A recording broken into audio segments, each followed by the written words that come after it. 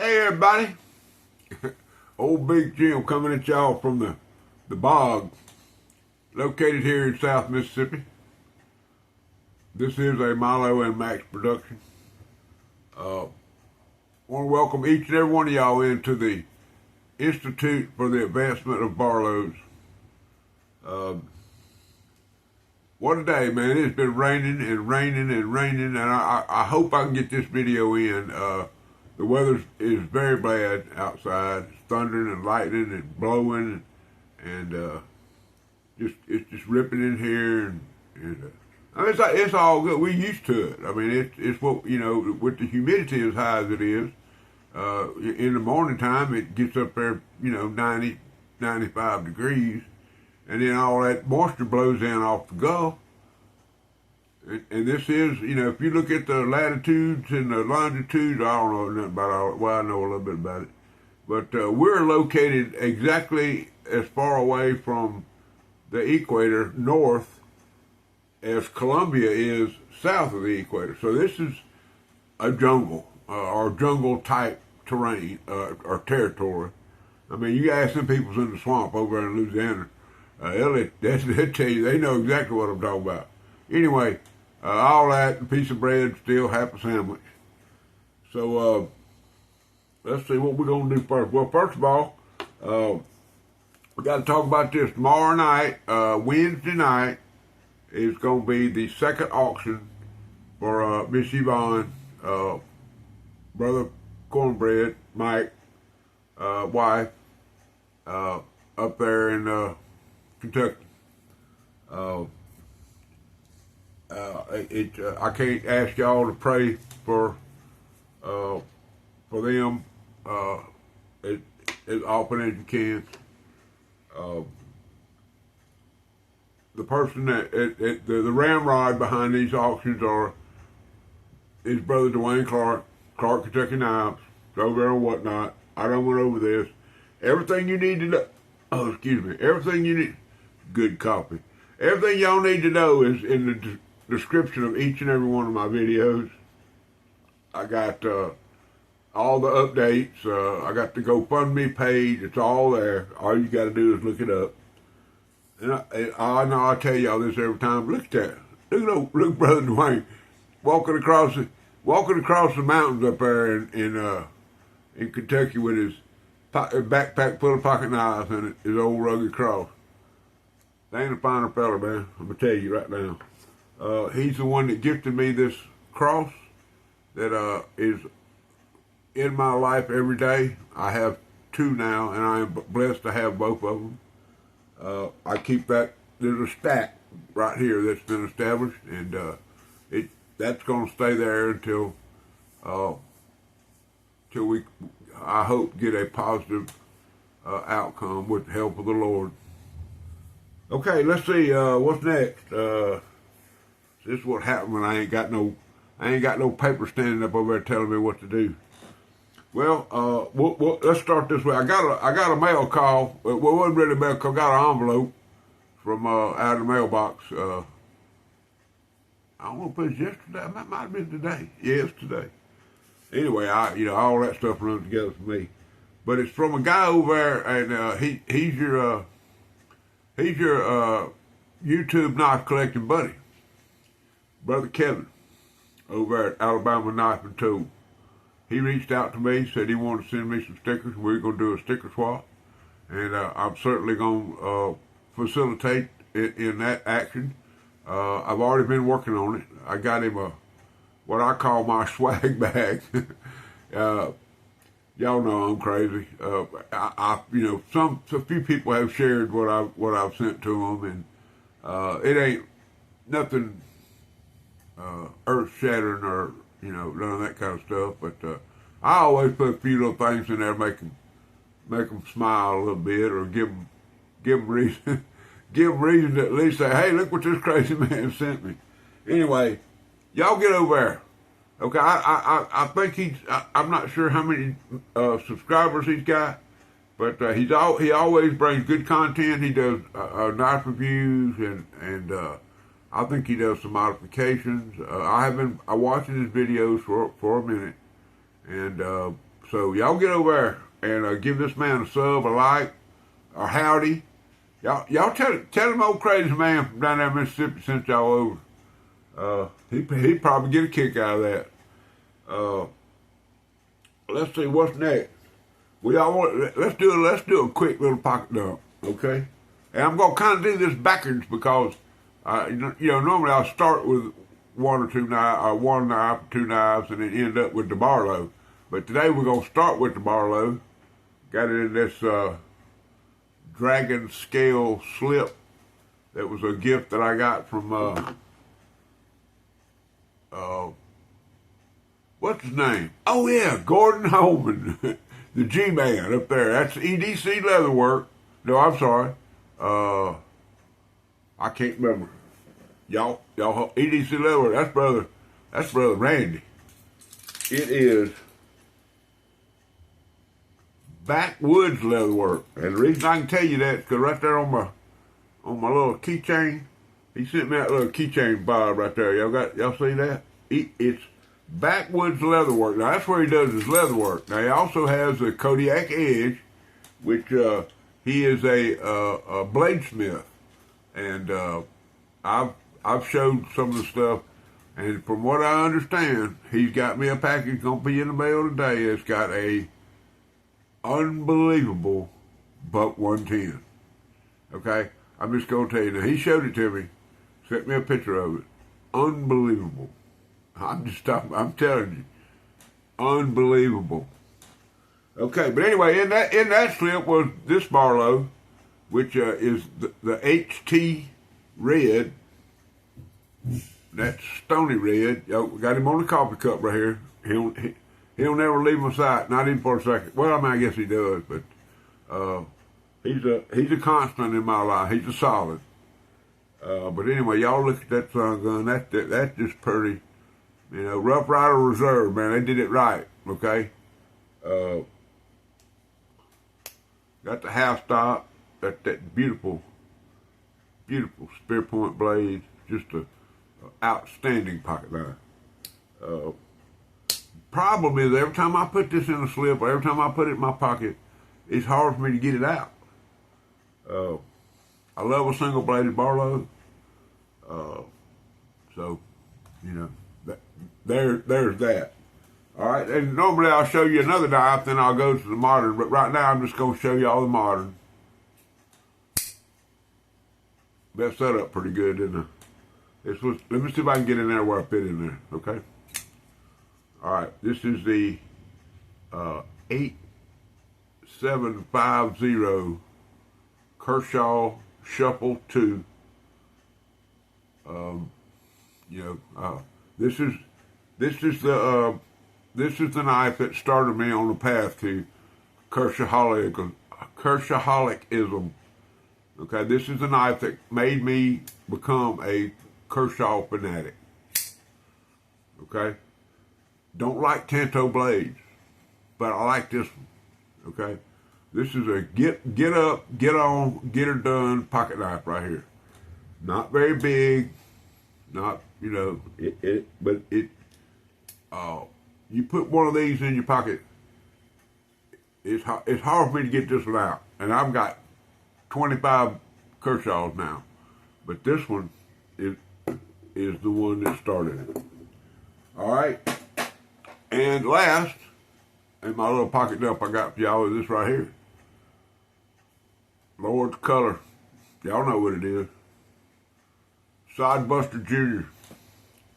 Hard to get. This is in CV. Hard to get this one out of my pocket too. And we're going to talk about Sodbusters for the rest of this video. Okay, hey Gran, if you're looking now, it's probably a good time for you to go get some tea. Okay, get you a glass of water. But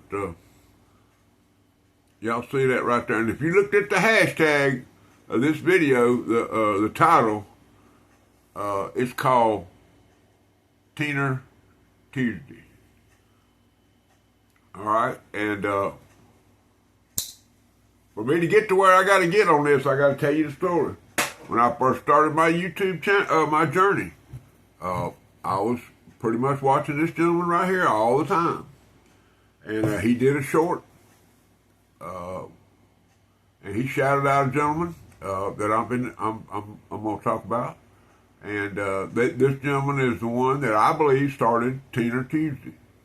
And his name is, he's our favorite YouTuber, you know. There ain't no doubt about it. And I've been a subscriber, and I've watched him ever since. He started talking about a Barlo that was dropped today, and probably harder than hen's teeth to find right now. But it's the Jack Wolf Gateway Barlo. I think they had 4, maybe 5 different cover materials, and there's been several videos already dropped about people talking about they can't get them, can't find them, don't know where they at. But that's pretty much a Jack Wolf strategy. They're only going to make so many of a certain knife, and they're going to drop them, and then they're going to let the free market work on where they go and who gets them and all that kind of stuff. I don't know if any, you see Reisners or you. I just don't know if any of the. I don't know who's going to get them. I know SMKW had them, and they lasted about a minute. I went over there and looked, and I was going to put one in my cart. When I pressed the button, the computer or the website started laughing at me. But anyway, Teener Tuesday. Let's talk about this now. What I got 3 Sodbusters here. And these are not the small ones like that Junior that I showed you. These are the big boys. They're a work knife. That's what they're designed for. That's what the knife, when it was first developed or it came on the scene. Of course, it's been made by just about everybody. Okay, now the term Sodbuster and Sodbuster Junior is owned by Case. So everybody got, they call it the Black Angus or the Black Bull or the Clodbuster or the this or the that. But everybody from Robert Kloss to Kissing Cranes to everybody makes this knife in this pattern. And they have three unique things about them. The bird's eye pivot, and the fact that they're a work knife, and they're usually done in of course, now Case has got them all in the bone and all that kind of stuff, but the classic, the oldest one I have, or the most used one I have is the old Case I broke the tip on. I think it's a 2008, but it's put up. I don't use it anymore, but I got one of the big ones on my radar. I'm gonna have to get down there to Deep South Cutler and see if I can work a deal. I ain't nothing special at Deep South Cutler. They know me. I know them. I get the same, deal you could probably get if you call them up and tell them you want one. But anyway, let's get in here. It's a big Sodbuster. The first one we're going to talk about is this one right here. And these are 4 1/4 inches big. They're the big ones. This is a Rough Rider Classic Carbon, the first series. Okay, just a beautiful knife. Okay, now they didn't have this in the Classic Carbon 2. They didn't have this particular knife, but it's a big one. It's got a liner lock. Now y'all know me, I can't leave nothing alone, but I do a thing where I take and cut see how the low profile on that liner lock is. It's kind of a hot spot there. So I take that bad boy, get me a file, kind of give it a little, give it a little massage, get it where it needs to be. But the reason we're here is for this right here. Y'all see them Teeners? Okay? Teener Tuesday. I'm not sure what all the description that SMKW says about these is it's carbon steel. I don't know if it's one of these fancy pants carbon steel or any of that kind of stuff. But there's your it has a shield. The case ones don't. There's, you know, you can see your bird's eye pivot. Let me see if I can get you it's got it's stamped. It's a RYDER. I don't know if we can I didn't use this for a minute. I've had this for a minute, but it's pretty sharp. And the reason I like these, and this is old Big Jim. You know, I'm old school, and if anybody knows what spit and swirl is, you'll know what I'm talking about.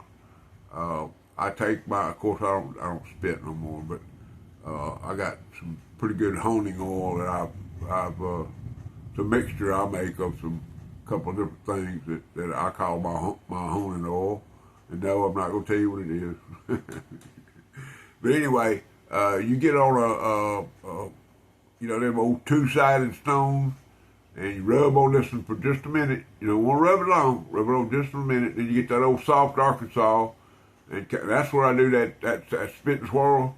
That's where I get that swirl in there to get that thing polished up. Then I go to the hard and give it a few strikes on the hard, and then strop it up real good.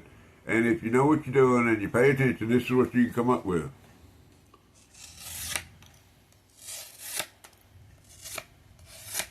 Okay, that's not me showing off. That's just letting you know that if you pay attention and you go through the motions, you get a knife sharp. Now some of these, cheaper 440 steels or some, it's all in the heat treat.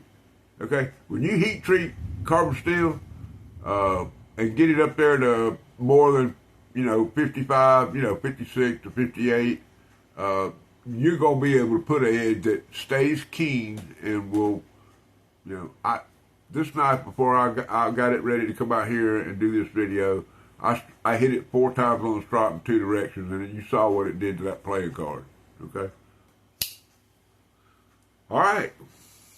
Well, we got that one in there, and you notice that one was in the Lord's color. It's yellow, same as the other one, and so is this one.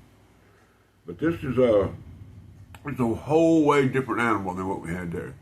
This is the Boarmaker 3013 LB, which stands for lockback. Okay, and make sure I got that right for y'all. 3103 LB. Now I've carried this knife quite a bit, and y'all, I ain't even got to put it up there to let y'all see the tenors on that one.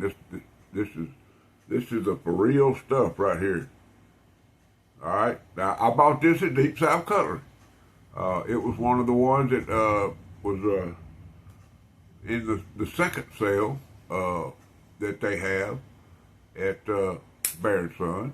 This was made by Bear & Son. Ain't nobody trying to hide that from nobody. But if you look at that tank stamp, it says Boarmaker. Okay. Matador, Texas. And on this side, it says 3103 LB. And right under that, it says USA.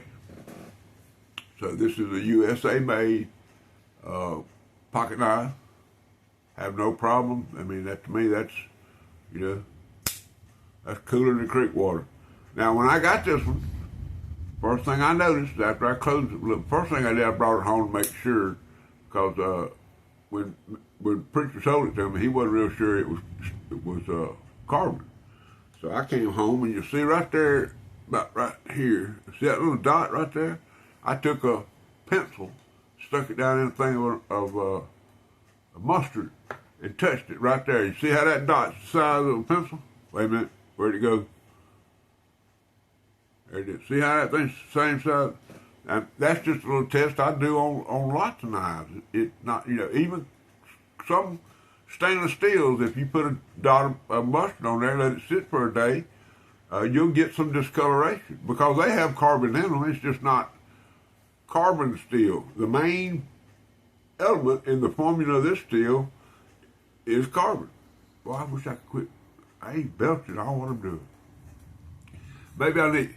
Maybe I need another sip of this Bolster blend coffee.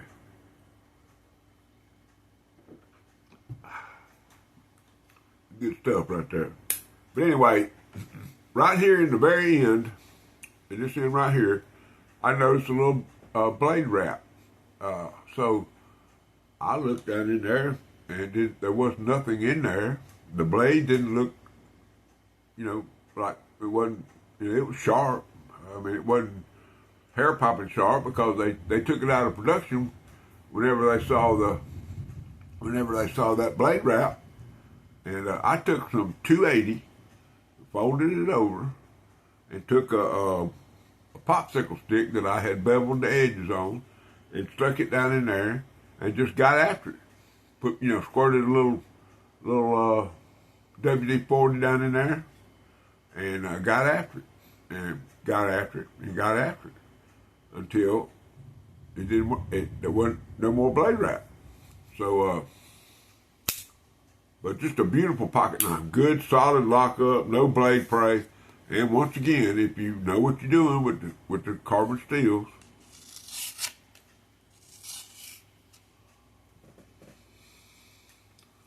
Old Ted Hart likes some curly cues. Me and old Ted, he's a cursaholic. He's got it. He knows what I mean. He might, he may have some rositosis too, but we ain't gonna hold that against him. But anyway, just a wonderful pocket knife. Now the reason that I left this last one for the last one is because, man, this thing's pretty. You know what I'm saying? You know how when you have a litter of puppies and you bring them out and let people look at them, you always bring that pretty one out last. I hope y'all ready for this. Look at here. Cinnamon stag bone. All right.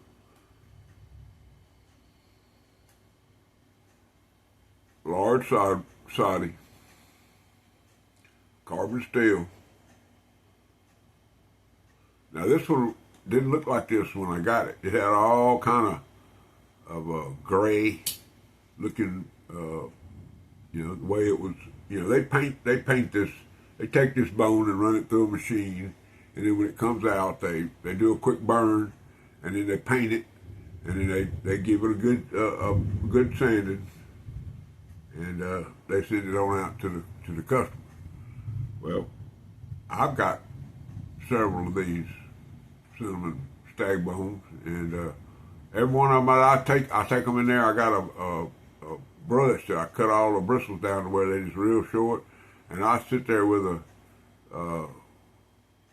first I use some Flamuso, or ever how you say that, Flamusio, or whatever it is, Fabuloso. I take some of that and get after it with that little brush, and then I'll take some Dawn dishwashing liquid, and I'll get after it with that brush, and normally you'll end up with most of that paint wearing down, okay, and then I take it in there and get my old torch out, give it a good torching. But anyway, I think it's beautiful. I've got the Jumbo Trapper. I got the Barlo. Got the Stockman. But that's just because they're beautiful pocket knives. Now this one's been in the kitchen for a minute. About I don't know, probably a week. And it's starting to get the good painters. But this that old polished, high polish that Rough Rider likes to do. So, of course, a lot of people say, well, you force patina in them things. Well, no, I don't. I just don't wipe it off good when I get to using it. Normally, like last night, I cut some home fries up with this, and I set it up on the counter. And I went in this morning, wiped it off, walked back there, gave it a rub with a towel that I had been polishing with, not a microfiber, but just a regular old rag that I cut out of an old bath towel, and but didn't really get in there and pop. Look, you can see old Big Jim back in there. Look at that. Anyway, it's pretty. It's gonna tint her up. It'll be everything it's supposed to be, and once again, I'm gonna keep saying it to y'all. Y'all understand.